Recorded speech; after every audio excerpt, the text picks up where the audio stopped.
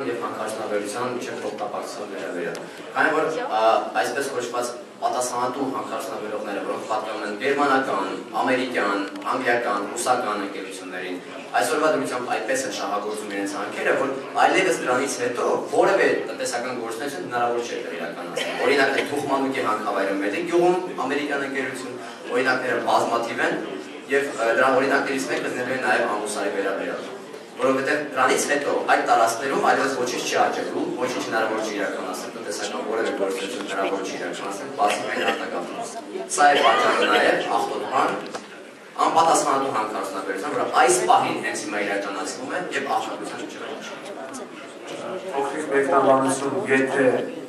ունենք տվյալներ, եթե ունենք սիստեմատիկ հավաքագրված տվյալներ, ես մեծ ուրախությամբ նման իրականություն իրականացնեմ։ Ազատես տվյալներ փոխկապակցեցիք հանքարդյունաբերությունը Հայաստանում աղքատության աճի հետ։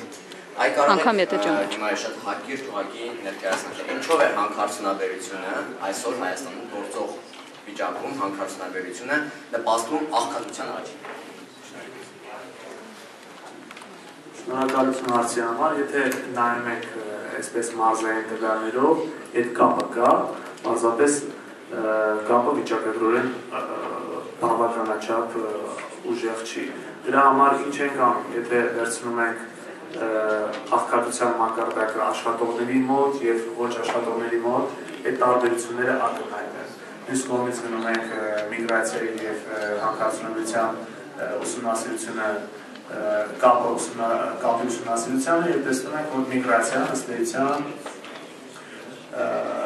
միգրացիոն երևույթները Սյունիքում խիստ թույլ են արտահայտված եւ մասնավորապես մարդիկ, ովքեր չեն աշխատում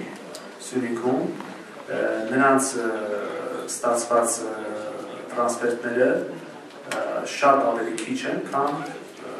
միջին Հայաստանում միջինը տնտեսությունների համար։ Այսպես կապերից մեկը, որ այս վիճակագրական տվյալների հիմքում կարող եք տեսնել, ուղիներից մեկը կարող է լինել դա։ Այսինքն մարդիկ, ովքեր Սյունիքի մարզում չեն աշխատում, առավելապես խոցելի են ի համեմատ այլ գործազուրկների Հայաստանի Հանրապետությունում։ Նույնը նաև արտացոլվում է առողջության կապված գնահատականների հետ, մենք ունենք մեծ ցրվածություն, մարդիկ, ովքեր գնահատում են ավելի վատ իրենց առողջությունը, իրենց կշիռը քաղաքային համայնքներում Սյունիքի մարզում բավականին բարձր է։ Նորից եւ նորից ուսումնասիրությունները մեծ տեղ ունեն բարելավելու, որովհետեւ Սյունիքի մարզի հետ կապված, ընդհանրապես հանքարդյունաբերության հետ կապված տվյալների բազա մենք չունենք։ Առավել օգտագործեմ ասելու, որ ամերիկյան համալսարանը մեր գիտական խումբը մեծ ուրախությամբ կներդրվի այդ գործին հավաքագրելու եւ համապարփակ ուսումնասիրություն անելու, իհարկե անպատասխան ֆինանսական աջակցության պայմաններով։ Հարց ընդհանուր, մենք գիտենք, տեղեկացված ենք, որ համաշխարհային փորձի ցույց է տալիս, որ հանքարդյունաբերությունը նաև շատ վատ ազդում է կանանց առողջության վրա, մասնավորապես վերարտադրողական, եւ երբ որ խոսում ենք աղքատության մասին, գիտենք, որ Հայաստանում ասում եմ Ալեքսանդրին ուղղակի այս Սյունիքի հետ կապված։ Իհարկե հիմա պատկերը ճիշտ է ներկայացված, որ Սյունիքում արտագաղթը կամ միգրացիան քիչ է, բնականաբար հասկացանք ինչ է քիչ, հանքարդյունաբերության կապված, բայց եթե մենք նայենք երկարատև գործընթացի, այսինքն նայենք ոչ թե 5, 10, 50, 100 տարվա բանով, տեսլականով, ինչ մենակ մենք Սյունիքում իրականում այդ դեպքում, եթե մենք այն հանքավայրերը հիմնականում մետաղական, որ այսօր շահագործվում են եւ ծավալները մեծանում են եւ նրանք որ պետք է շահագործվեն, տվել են արդեն ուսումնասիրություններ եւ այլ եզրակացներ, դրանք կազմեն այս հայկության մոտավորապես 40 մետաղական հանքավայր, բնականաբար այս տեմպերատուրով ավելի շարժանալ։ Դուք չեք կարծում, որ այդ դեպքում Սյունիքում ուղղակի ապրելու համար միջավայր չի լինի եւ մարդիկ այդ դեպքում ոչ թե ուղղակի միգրանտ կդառնան, այլ կդառնան ուղղակի էկո արտագաղթողներ։ Այդ դուք տեսնում եք այդ պատկերը, թե չեք տեսնում, որպես գիտնական եմ, էլի հարցին։ Շնորհակալություն հարցի համար, ըստ էության վերջին սլայդը հենց դրա մտահոգությունն է, որ պետությունը պետք է ձեռնարկի միջոցներ, որպեսզի անցում կատարի ներկա տնտեսության ճյուղային կառուցվածքից միայն կառուցվածքի, որտեղ ավանդական ճյուղերը շարունակելու են